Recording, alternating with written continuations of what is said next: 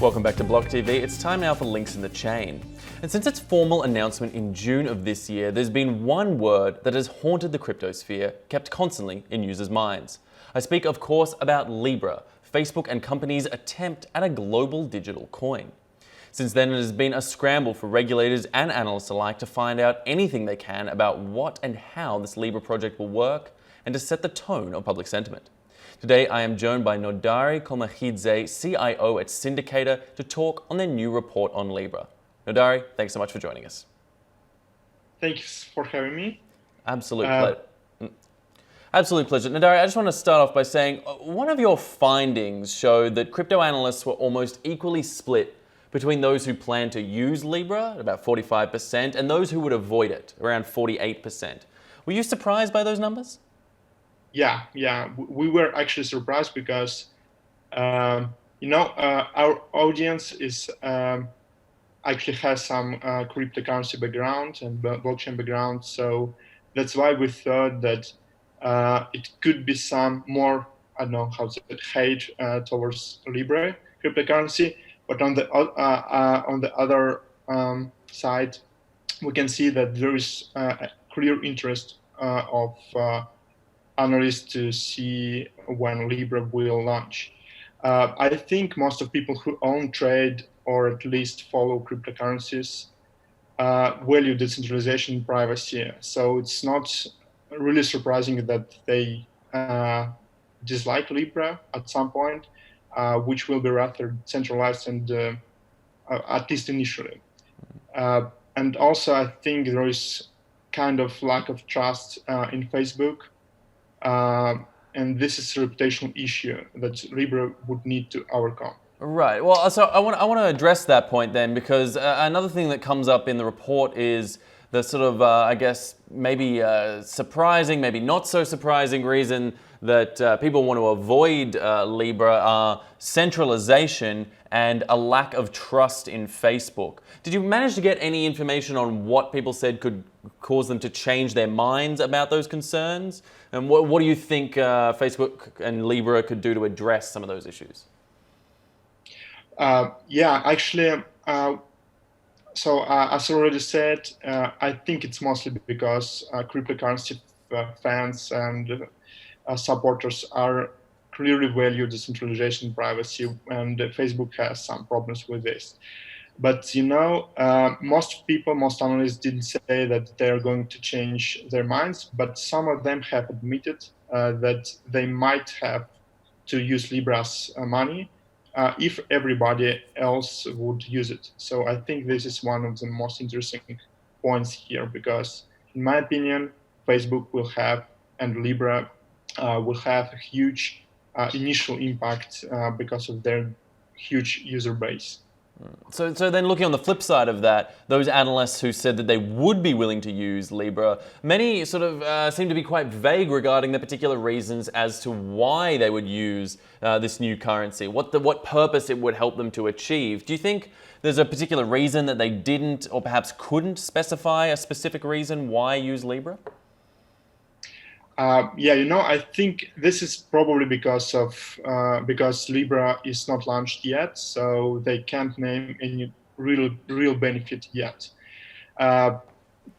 Analysts probably seen the launch video, they have read news coverage, they probably read a white paper.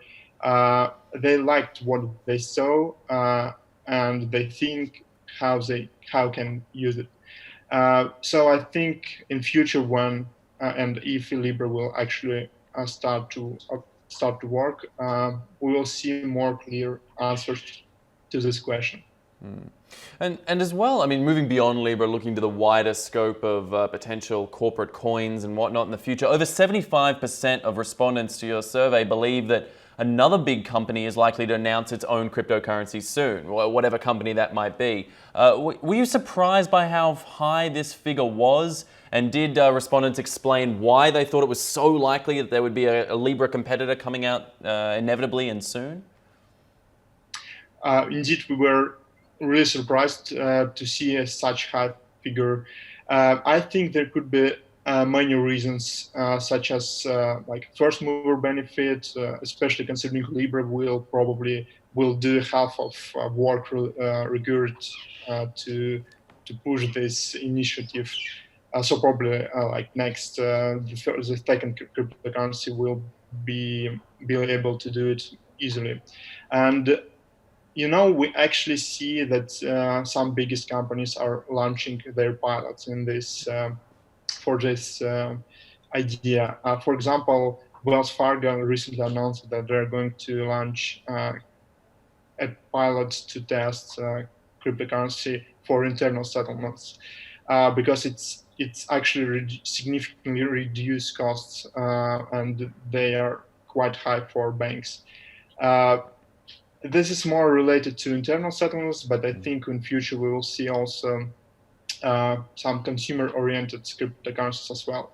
And for me personally, the most interesting insight was to see Amazon on the first place as a company that may announce its own cryptocurrency soon. It also can be some companies or government from China, Telegram, and many others famous companies. Okay, so those big competitors potentially coming into the market could potentially become a very crowded field in the near future. And I want to ask as well, regarding your research as a whole, you sent questions to over 140,000 analysts. How did you find these analysts and choose them? And were they mostly happy to cooperate and engage in your survey? Yeah, actually, at Cindicator, we are developing hybrid intelligence platform since 2015. So what is in a few words, we have a huge amount of analysts who are able to submit their forecasts, their analysis, their predictions through our mobile application, web application.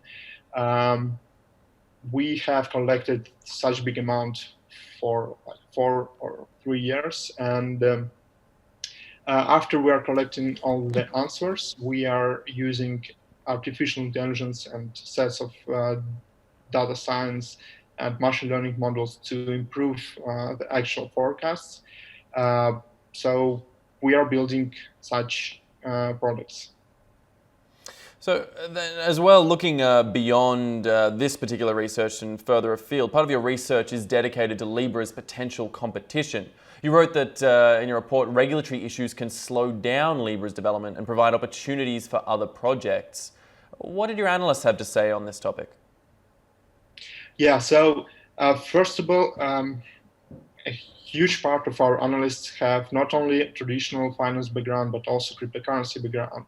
And they're quite used to see that a lot of initiatives, a lot of projects that are related to crypto and to regulations are somehow delayed. So for example, many of Bitcoin ETFs, many of backed exchange launch, pretty much everything is delayed because of regulations.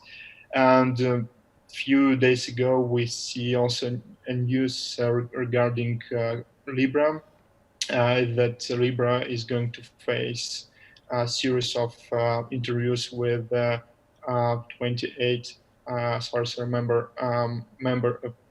representatives of central banks across the globe, particularly in Europe. So I think that this may stop at some point the development of Libra in the initiative, but for me personally, I think that it would be great if they will be able to overcome this.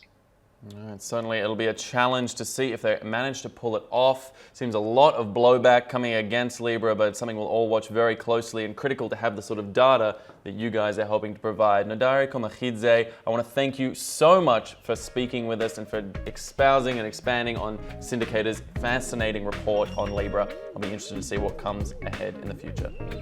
All right, in the meantime, absolute pleasure. In the meantime, stay with us at blocktv.com for all the latest in news, information, and the best of analysis. I'm Asher Westrop Evans. Thanks for watching.